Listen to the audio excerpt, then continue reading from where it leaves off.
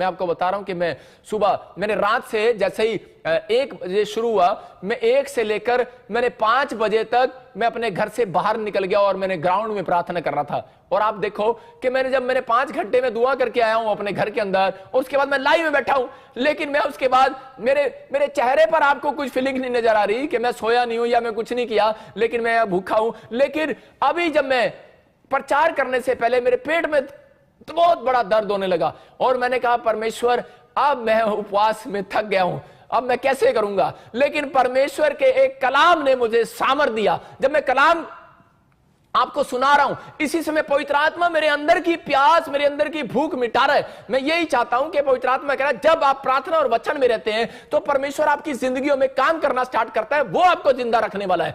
आप प्रार्थना और वचन से आप जिंदा रहने वाले हैं, आपकी जरूरतें परमेश्वर पूरा करने वाला है। इसलिए वो बोलता है कि वो आपका बाप है। वो नहीं चाहता कि मेरे लोग दुखी रहे, वो नहीं चाहता मेरे लोग बीमार रहे, वो नहीं चाहता मेरे लोग संघर्ष करें, स्ट्रगल करें। परमेश्वर चाहता है कि आज रात मैं आपका स्ट्रगल खत्म कर दूं यीशु मसीह के नाम में। लेकिन आपको तैयार होना है, आपको कहना है, आपको अपनी पोजीशन लेनी है। अगर आप पोजीशन ले रहे हो, परमेश्वर देख रहा है। मैं इसमें बाइबल में पढ़ रहा था एक जगह 9 के 22 को हम जोर से पढ़ेंगे और देखो दानियल के 9 के 22 में क्या लिखा। उसने मुझसे कहा हे दानियल मैं तुझे बुद्धि देने आया हूं। कह रहा है और कह रहा कब, कह रहा अभी निकल आया, कह रहा जस्ट अभी। इसका मतलब जस्ट एकदम से अभी निकल कर आया। जस्ट कब निकल कर आया, जब उसने फास्टिंग की पोजीशन लिया और टाट बिछाकर 9 के 3 में बैठ गया। और परमेश्वर ने सिर्फ कह रहा कितने मिनट बाद, 22 मिनट के अंदर परमेश्वर का स्वर्ग दूत कह रहा है कि उसके पास आता है। मैं कह रहा हूं हो सकता है 22-21 दिन के बाद भी आ सकता है, लेकिन दानियल जब 21 दिन की प्रेयर कर रहा था, ये 21 दिन की फास्टिंग में था। और कह रहा है 21वें दिन पूरे होते ही इसके पास कह रहा है कि इस जिब्राइल स्वर्गदूत आता है और वो बोलता है मैं तुझे बुद्धि देता हूं, कह रहा है मैं तुझे ज्ञान भी देता हूं, मैं तुझे समझ भी देता हूं। कह रहा है कि आज से कह रहा है कि तू बुद्धिमान हो जाएगा। लेकिन इसने अपना एक टाइम टेबल बनाया था। बहुत लोग कह रहा है कि उनका कोई टाइम टेबल नहीं है, वो कोई टाइम फिक्स नहीं करते। वो क्या करते हैं कि वो सारा दिन सोते रहते हैं और वो कहते हैं कि अरे बस जी हो गया उपवास हो गया। लेकिन परमेश्वर का आत्मा कह रहा है यहां पर दानियल ने इस बात के लिए लिखा, कह रहा है कि यहां पर कब आया, कहता है जब आज्ञा निकली, जब कह रहा है तूने टाट बिछाया, उपवास किया और इसके बीच में 3 से 22 तक 21 दिन के सफर में कि परमेश्वर उसके साथ रहा और वो भूखा प्यासा वो तड़पता रहा। लेकिन परमेश्वर ने उसको कोई उत्तर नहीं दिया। बहुत सारे लोग बोलते हैं कि उपवास में शायद परमेश्वर हमारे साथ है। एक लड़का मेरे पास आता है और वो बोलता है पापा मैंने उपवास किया, जब आपने कहा मैंने फास्टिंग किया, लेकिन मैं फास्टिंग कर रहा था, रास्ते में मेरे को किसी ने टक्कर मारा और मैं गिर गया। मैंने कहा अच्छा। कह रहा मैंने एक बहन हो रही बोलती कह रही कि मैंने फास्ट किया, उसी दिन कहते हमें एक बैड न्यूज आ गई, अरे पास्टर जी आपने तो कहा था फास्ट करो। मैं कह रहा हूं कि याद रखना फास्टिंग के अंदर कहता है परमेश्वर आपके पास नहीं है, फास्टिंग के पीछे आपके शैतान खड़ा होता है। याद रखना जब आप फास्टिंग करते हैं आपके पीछे शैतान खड़ा होता है। यहां पर जब आप मत्ती का 4 पढ़ रहे हैं, जब 40 दिन जंगल में गया तो यहां पर कौन था, कह रहा है फास्टिंग जब आप कर रहे थे तो शैतान यीशु मसीह के पीछे था। लेकिन जब उसने अपने अंदर वचन से और प्रेयर से कह रहा उस परीक्षा को हराया, उसके बाद यीशु मसीह ने कहा कह रहा चल निकल यहां से। और उसी समय लिखा बाइबल के अंदर कि वो चला गया, यीशु मसीह के पास से वो चला गया। मैं कह रहा हूं कि आपके पास से वो बीमारियां आज रात चली जाएंगी, आज रात वो प्रॉब्लम चली जाएंगी, आज वो कर्जे चले जाएंगे, आज वो दुष्ट आत्माएं चली जाएंगी। लेकिन भाई साहब वो उपवास पूरा तो करके दिखाओ। उपवास का मतलब यही है कह रहे कि शरीर को दुख नहीं देना, अपने आप को तैयार करना है। यहां पर कह रहे पोजीशन लेना है। अगर आप पोजीशन नहीं ले रहे तो परमेश्वर कैसे हीलिंग देगा। कहता है कि आपको तैयार करना है अपने आप को उपवास के अंदर। कह रहा है कि लोग बोलते हैं कि मैंने फास्टिंग किया था, मैं तो आज घंटी भी बजाई सी, मैं तो आज बढ़ाया कितना, लेकिन जो भी कुछ किया होगा, लेकिन परमेश्वर को खुश करने के लिए आपने उपवास रखा। याद रखना मैं अभी बताता हूं आपको, लेकिन एक जगह पोजीशन के बारे में बता रहा हूं कि पोजीशन लेना बहुत जरूरी है। फौजी देखो पोजीशन लेता है। एक मां ने अपने बच्चे को कहा जब पहली बारिश आए तो बाल्टी बेटे पहली बारिश के अंदर रख देना, वो पानी मुझे चाहिए, वो बड़ा शुद्ध होता है, उससे अगर नहाओ एलर्जी दूर हो जाती है। पहले लोग ऐसा मानते थे। और उसकी मां ने उसको कहा और उसके बेटे ने जाकर जब बाल्टी बाहर रखी, बारिश खत्म हुई, मां ने कहा वापिस ले आ, तो उसी समय उसने उसको डांटा और थप्पड़ लगाए। कारण क्या था, कहते हैं उसने क्या किया, उस बेवकूफ ने वो बाल्टी उल्टी करके रख दी। मतलब उसने जो बाल्टी ऐसे रखनी थी जिसमें पानी आना था, उसने उल्टी रख दी, पुट्ठी रख दी। आज भी मतलब कि बहुत सारे लोग क्या कर रहे हैं, पोजीशन तो ले रहे हैं लेकिन रात को पुट्ठे ही हुए रहते हैं। अरे सारा दिन फास्टिंग में पुट्ठे ही हुए रहते हैं, पुट्ठे ही। मेरी बात समझ रहे हैं, पुट्ठे कैसे, मतलब कह रहा है कि वो क्या करते हैं, आज फरीसी भी अपनी आशीषों को खराब कर रहे थे, वो विश्वास नहीं कर पा रहे थे, मतलब वो पोजीशन नहीं ले पा रहे थे। आपको पोजीशन लेना है, विश्वास करना है कि मैं बिलीव करता हूं कि उपवास के बाद कह रहा है कि मैं इस बात पर विश्वास कर रहा हूं कि मैं अपनी पोजीशन लूंगा, और कि पादरी कह रहा है और उपवास करने के बाद हीलिंग होगी आज यीशु मसीह के नाम में। उपवास करने के बाद मेरा स्ट्रगल खत्म हो जाएगा यीशु मसीह के नाम में। उपवास करने के बाद मेरे ऊपर दुगनी अनॉइंटिंग बढ़ेगी यीशु मसीह के नाम में। लेकिन यहां पर यह बंदा कह रहा है कि इसने पुट्ठी बाल्टी रख दी। आज यही होता है कि लोगों को उपवास करने का तरीका नहीं पता, इसलिए आज भी 15 साल हो गए आपका स्ट्रगल बढ़ता जा रहा है। भाई साहब, उपवास करने वालों से सबसे ज्यादा खुश होता है परमेश्वर।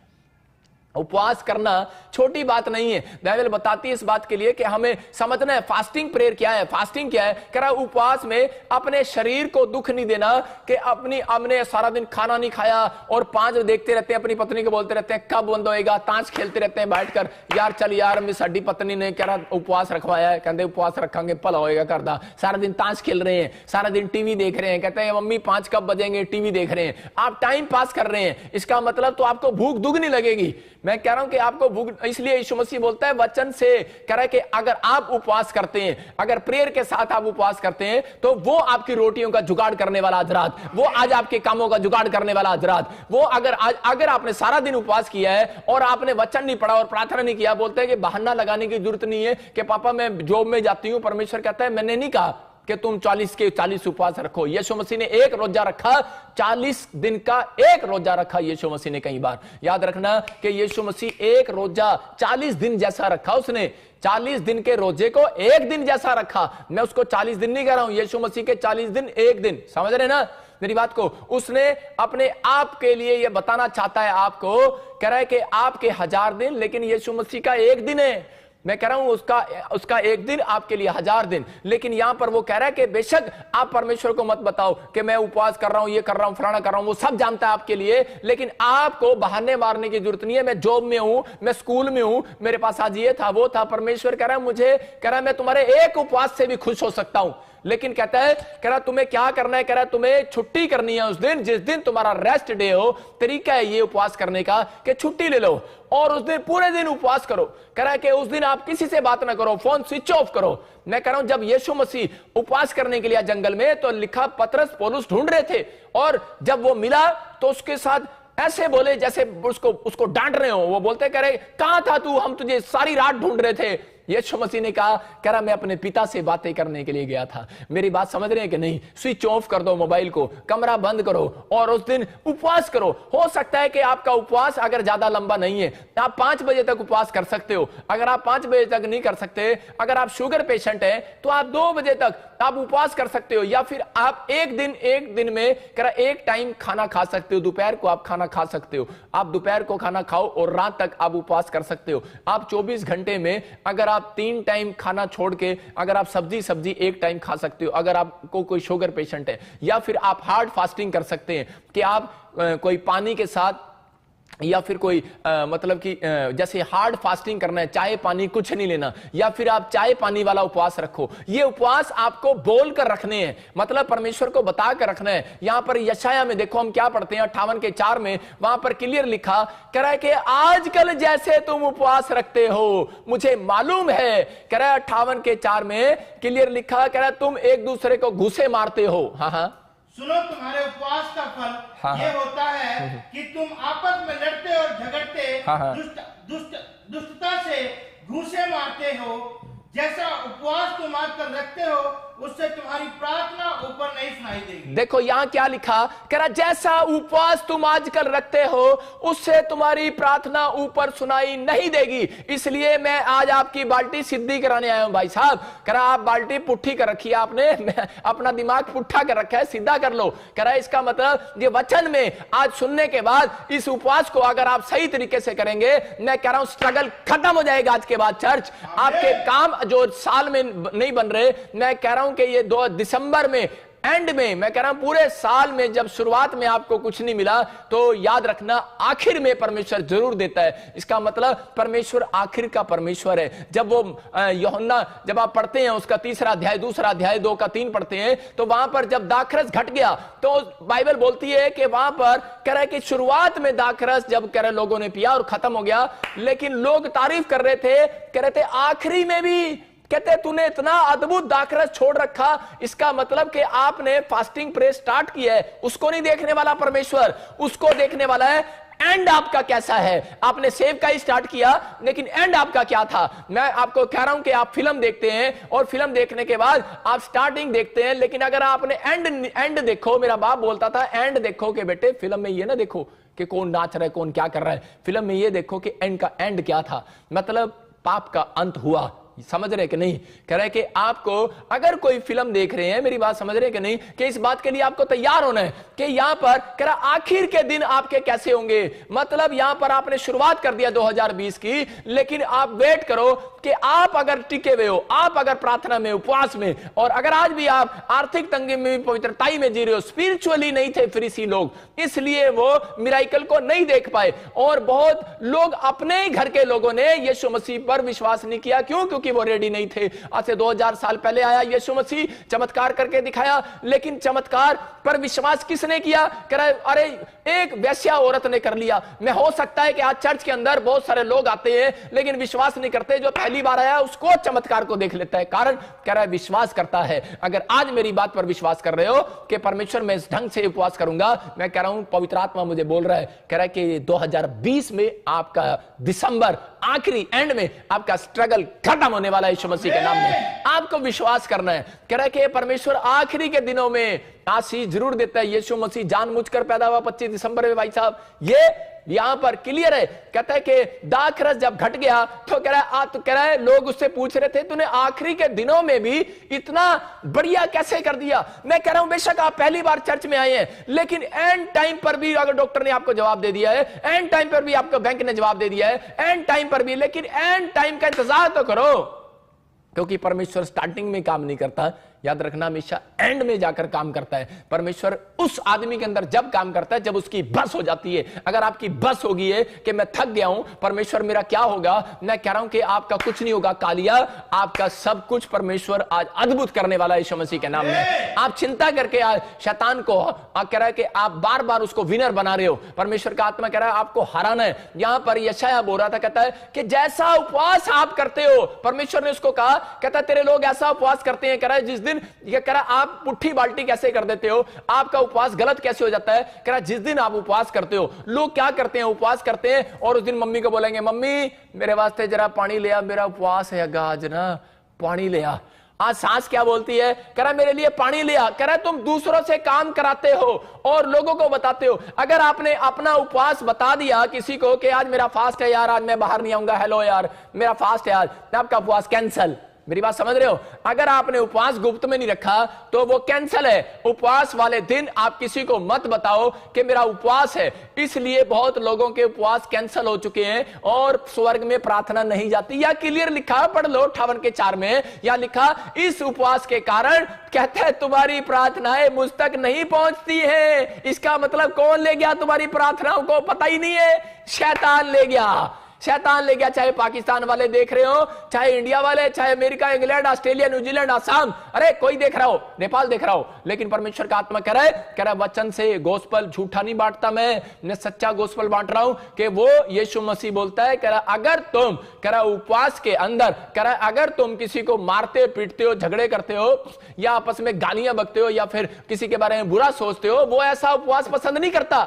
उपवास का मतलब है सारा कंसंट्रेशन बस खत्म, सिर्फ परमेश्वर टारगेट हो आपका उस दिन, सिर्फ माइंड परमेश्वर की ओर टारगेट हो। उसका कोई फायदा नहीं 40 उपवास रख लिया, 21 उपवास रख लिया, कोई अनॉइंटिंग नहीं आने वाली। भूल जाओ कौन कितने बड़े प्रॉफिट हो, कितने बड़े पास्टर हो, कितने बड़े पोस्टर हो, कितने बड़े आप विश्वासी हो, कितना बड़ा कुछ भी हो, आप बिजनेसमैन हो, कुछ नहीं होने वाला।